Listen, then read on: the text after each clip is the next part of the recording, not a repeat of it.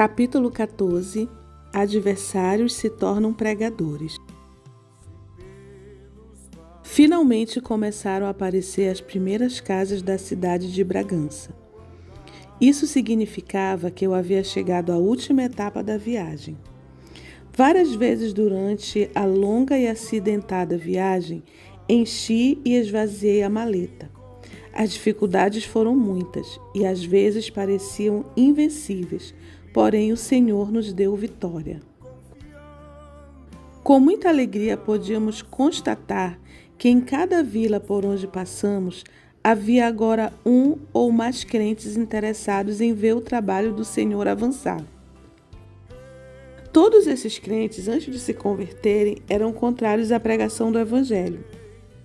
Eram pessoas que tinham ideais, embora não fossem os melhores, porém eram ideais. Em geral, os mornos em ideais são mornos na fé e não tomam decisão firme quando é necessário fazê-lo. Esse tipo de pessoa dificilmente se converte.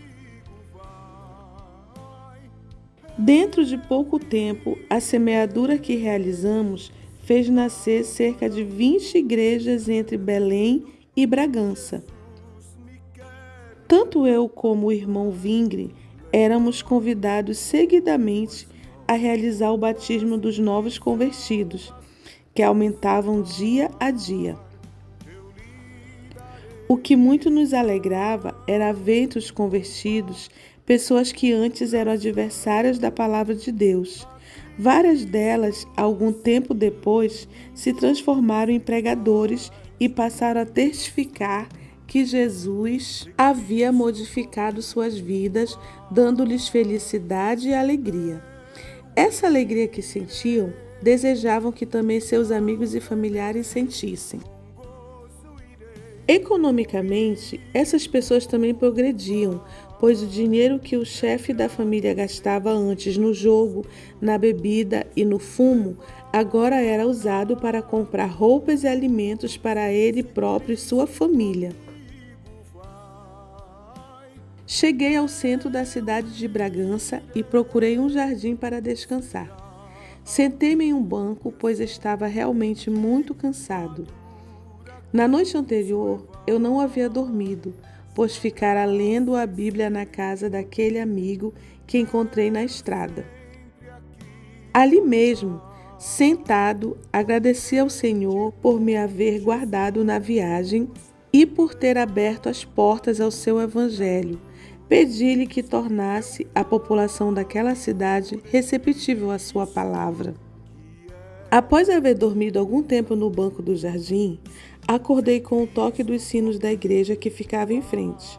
Olhei em redor e verifiquei com alegria que a maleta continuava no lugar onde eu a deixara e a minha Bíblia estava no meu colo, conforme eu também a deixara antes de adormecer. As portas das casas começaram a abrir-se ao longo das ruas, e as pessoas, ainda com sinal de sono nos olhos, sozinhas ou em grupos, dirigiam-se para a igreja, a fim de assistirem à missa. A multidão aumentava minuto a minuto. Enquanto isso acontecia, pareceu-me ver nos olhos daquelas pessoas um véu de desesperança. A maioria delas estava descalça e trajava roupa velha, rasgada e suja. Poucas pessoas sabiam ler, porém eu sabia que o Brasil não era o único país nessa situação. Em todos os países onde a Igreja Católica domina, verificam-se esses fatos tristes. É fácil de constatar a modificação que se opera na pessoa que aceita Jesus, modificação espiritual e de ordem material. O poder salvador de Cristo dá força ao pecador para ele abandonar os velhos costumes e lhe capacita a descobrir como aplicar sua nova força, a aumentar o nível econômico da família, pois o salário passa a ser investido onde há maiores necessidades. O templo católico, onde a missa estava sendo realizada, contrastava por sua grandeza e conservação com as casas em redor, que não estavam tão bem cuidadas. A manhã daquele dia era agradável. As flores, com seu aroma maravilhoso, pareciam fazer concorrência ao cântico das aves, agradecendo ao Criador aquele novo dia. Naquele momento, uni-me às aves e participei de seu hino festivo. Senti o meu coração jubilar, cheio de novas esperanças. Após haver contado as minhas economias, constatei que eu tinha de escolher entre alimentar-me naquele dia ou alugar um quarto no hotel, uma vez que o dinheiro não era suficiente para as duas coisas. Eu precisava fazer economia. Pensei que talvez pudesse dormir no jardim público, embora as autoridades não gostassem. Mas onde conseguia alimento? Olhei em redor e vi que ao longo das ruas e nas praças havia grandes e frondosas mangueiras, carregadas de frutos. As árvores tinham sido plantadas para dar sombra e embelezar a cidade. Se eu pudesse colher algumas daquelas mangas, meu problema da alimentação estaria resolvido por aquele dia. A missa havia terminado e o povo começou a sair da igreja. Aproximei-me para melhor ouvir eventuais comentários. Os olhares das pessoas eram os mesmos que eu havia observado quando as vi entrar na igreja. Não havia no rosto daquelas pessoas qualquer sinal de esperança ou alegria. A conversação limitava-se a fatos já ocorridos ou esperados. Perto de mim estava um homem parado, cujos olhares se dirigiam para a porta da igreja. Era evidente que esperava alguém. Aproximei-me dele e perguntei-lhe se havia algum protestante na cidade. Ele olhou-me dos pés à cabeça. Certamente tomou-me por turista. Depois de algum tempo, fez um gesto com as mãos como que afastando alguma coisa para longe e disse: "Já ouvi falar acerca deles, porém felizmente ainda não chegaram a Bragança." Agradeci a informação e voltei para o banco do jardim, levando comigo algumas mangas que colhera. Depois de saciar a fome, iniciei o meu trabalho de casa em casa falando a palavra de Deus e oferecendo Bíblias. Porém, naquele dia, nenhum coração se abriu para aceitar a verdade. À noite, resolvi dormir no hotel. Consegui um quarto simples, mas limpo. Tomei banho e deitei-me para descansar e acumular forças para o dia seguinte. Naquela noite, o Senhor deu-me certeza de que, no dia seguinte, a primeira pessoa a quem eu me dirigisse aceitaria a Cristo como Salvador. A manhã despontou clara e esperançosa. O relógio ainda marcava as primeiras horas da madrugada, mas eu já estava me preparando para colher mangas, pois se chegasse tarde, talvez não sobrasse nenhuma para meu almoço, uma vez que no dia anterior eu vi algumas pessoas colhendo-as. As ruas que convergiam para a praça ainda estavam desertas, porém eu tinha a esperança de que naquele dia a palavra de Deus aqueceria muitos corações da mesma forma que os raios solares estavam aquecendo as ruas da cidade. Em dado momento, percebi que alguém caminhava em minha direção. Quando se aproximou, diminuiu o passo para melhor me examinar. Aproveitei a oportunidade para desejar-lhe um bom dia e disse-lhe que tinha um livro que desejava ler para ele ouvir e que esse livro tratava a respeito dele. Surpreso, o homem parou. Tirei a Bíblia do bolso e perguntei-lhe se conhecia aquele livro. Depois de o haver examinado, ele reconheceu que era a Bíblia. Olhou em redor, receoso de que a rua tivesse ouvidos. Sim, já vi uma Bíblia, disse ele, mas era escrita em latim e não compreendi nada. Eu sei, respondi, que os católicos estão proibidos pelos padres de ler a Bíblia. Os padres dizem que só as pessoas cultas podem lê-la. Essa afirmação é aplicada da forma que lhes convém. Isso quer dizer que somente permitem sua leitura àqueles que obedecem cegamente ao que eles ordenam.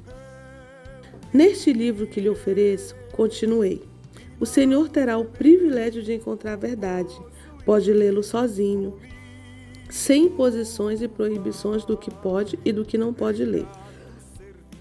Veja como a minha Bíblia está marcada em tantos lugares.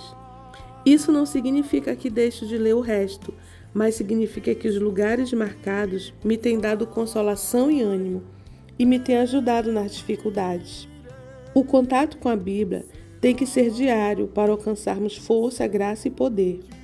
Não deve ser como a louça de porcelana que só é usada em dias festivos quando todos vestem suas melhores roupas.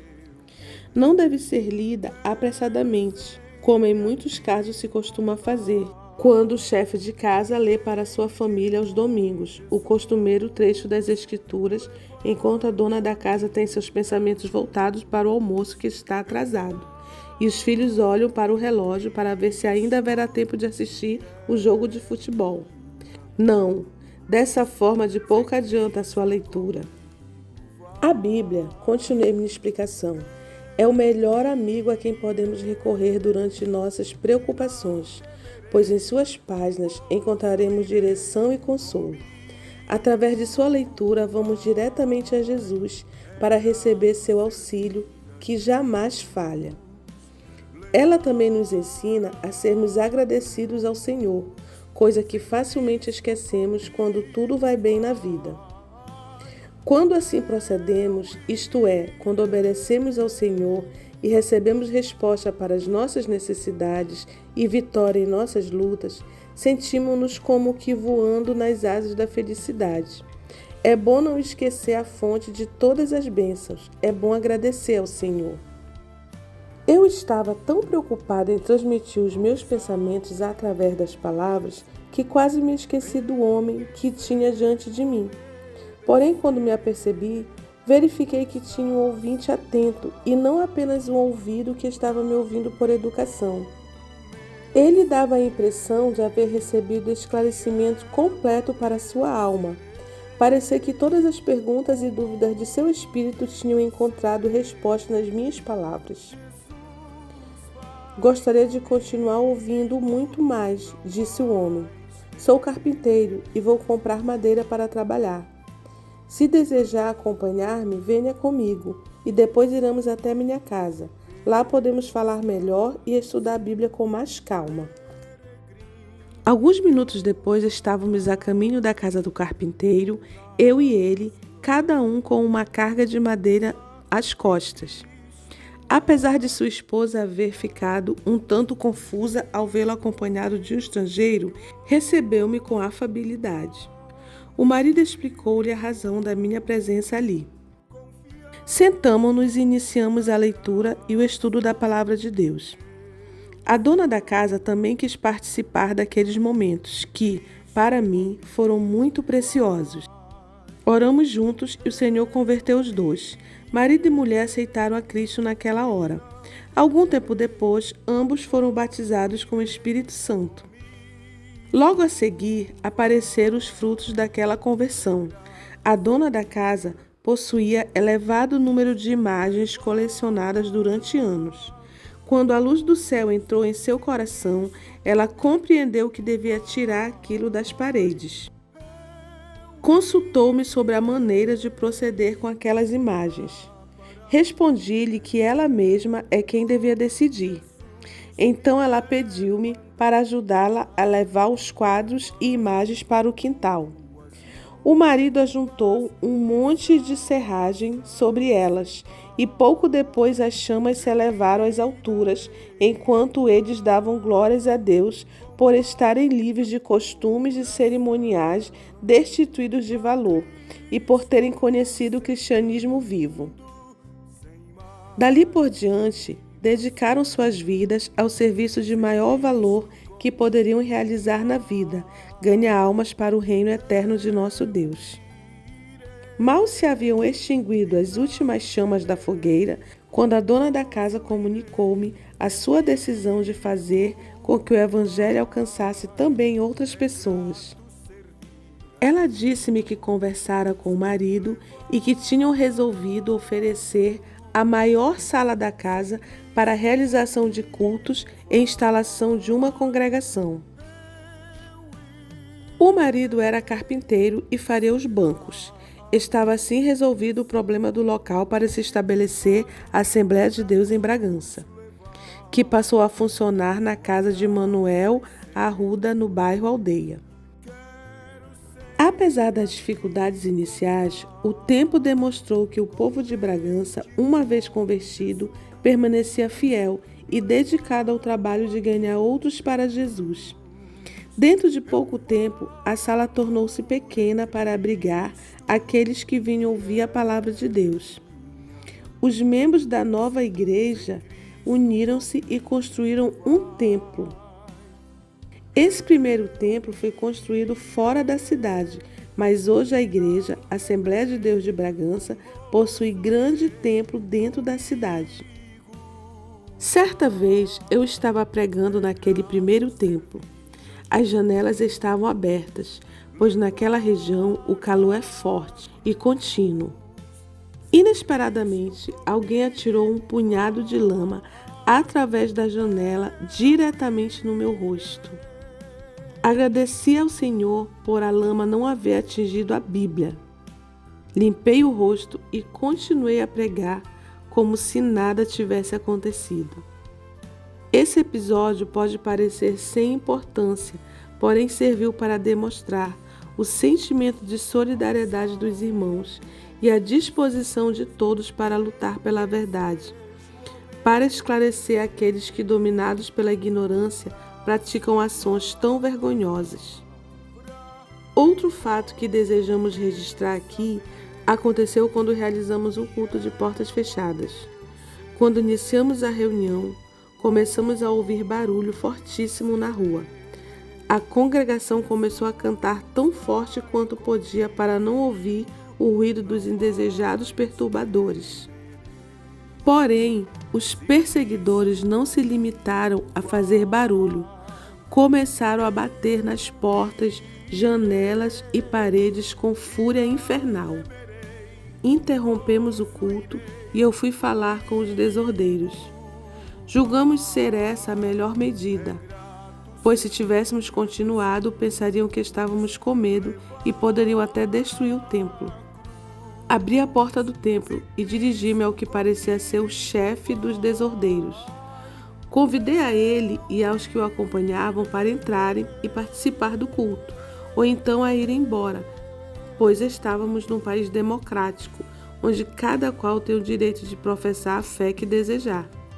O fato de terem vindo armados de paus, continuei, não era sinal de poder, significava fraqueza e falta de argumentos. Entrem e se tem alguma coisa a falar contra nós, encontrarão lá dentro a liberdade de fazê-lo. Nessa hora, senti que o nosso Deus estava entre nós, de modo que nenhum receio tínhamos de armas ou ameaças. Quando os perseguidores notaram tanta tranquilidade e franqueza da nossa parte, retiraram-se com suas armas, mas desarmados moralmente.